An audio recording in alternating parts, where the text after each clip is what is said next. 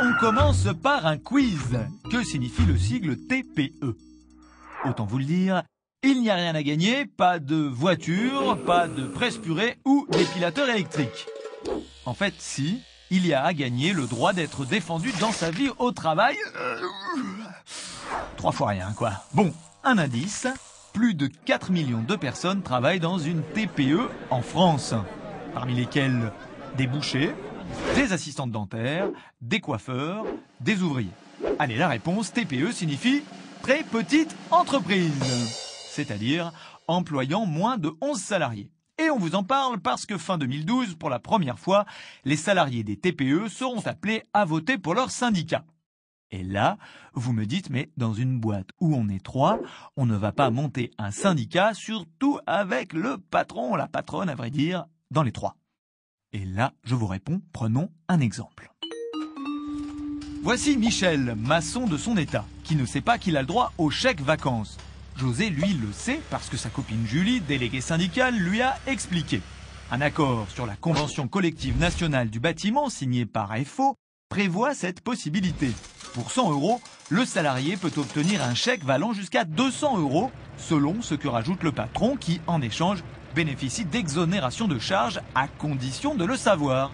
José le sait, c'est d'ailleurs lui qui, avec l'aide de Julie, a obtenu la mise en place de cet avantage dans son entreprise. Et si ça marche pour les plombiers, ça marche pour les maçons.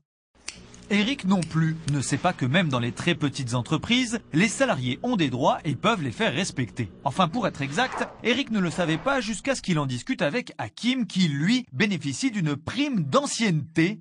Autant dire un ovni pour Eric qui ne peut compter que sur les pourboires pour améliorer ses fins de mois. La solution consisterait à aller à l'union départementale FO. Là, il trouverait quelqu'un pour lui expliquer la convention collective nationale de la coiffure. Et comme il ne s'entend pas trop mal avec son patron, il pourrait ensuite lui en parler calmement et, accompagné d'un membre de FO, obtenir qu'il se mette en règle. Autre cas, Eliane, elle est assistante dentaire à temps partiel depuis la naissance de son 2e enfant. Marre de courir en sortant du boulot, marre d'avoir tout juste le temps de s'occuper des petits. Du coup, elle ne travaille plus le mercredi et le vendredi après-midi et ça lui va très bien. Gilles, le dentiste, insiste lui pour qu'elle travaille de temps en temps, le vendredi, parce que seul, il n'y arrive plus. Eliane, elle le trouve sympa, Gilles, mais bon, il n'y a pas que le boulot dans la vie, même si en ce moment, un peu plus de beurre à mettre dans les épinards serait bienvenu. Et justement, c'est en discutant avec Gwenaëlle, sa copine syndiquée à FO, que la solution s'est profilée. Un accord vient en effet d'être signé avec l'Union des employeurs des professions libérales. Il prévoit de mieux payer les heures complémentaires des gens à temps partiel, un peu comme des heures sup. Dans ces conditions, le vendredi après-midi devient nettement plus intéressant. Une fois qu'on a la bonne info, donc on peut prendre la bonne décision. Michael, par exemple, en examinant sa fiche de paye, l'avait plutôt mauvaise. D'accord, il est tout jeune embauché, mais franchement, entre les cotisations sociales, la mutuelle et la prévoyance, à l'arrivée, il ne reste plus grand-chose en bas à droite.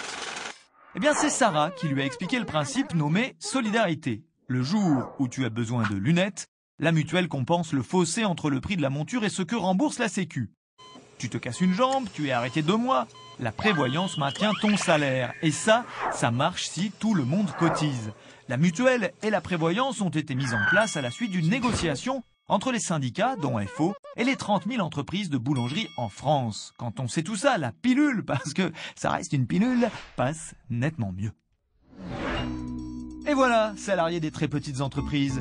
Vous savez maintenant à quoi peut servir un syndicat, même quand on est dans une boîte où on se compte sur les doigts des 2 mains. Que ce soit pour un cas particulier ou pour les droits communs à tous, comme le SMIC, les heures sup mieux payées, les droits à la retraite ou les droits à conquérir, FO est là pour défendre les vendeuses de vêtements, les maçons, les préparatrices en pharmacie, les esthéticiennes, les fleuristes, les collaborateurs de notaires, les poissonniers et les poissonnières, les réparateurs en électroménager, les charpentiers, les ébénistes, les couvreurs, les chauffagistes, les peintres en bâtiment, les carrossiers, les électriciennes auto, les ambulancières, les déménageurs, les experts automobiles, les boulangers, les graphistes, les secrétaires médicales.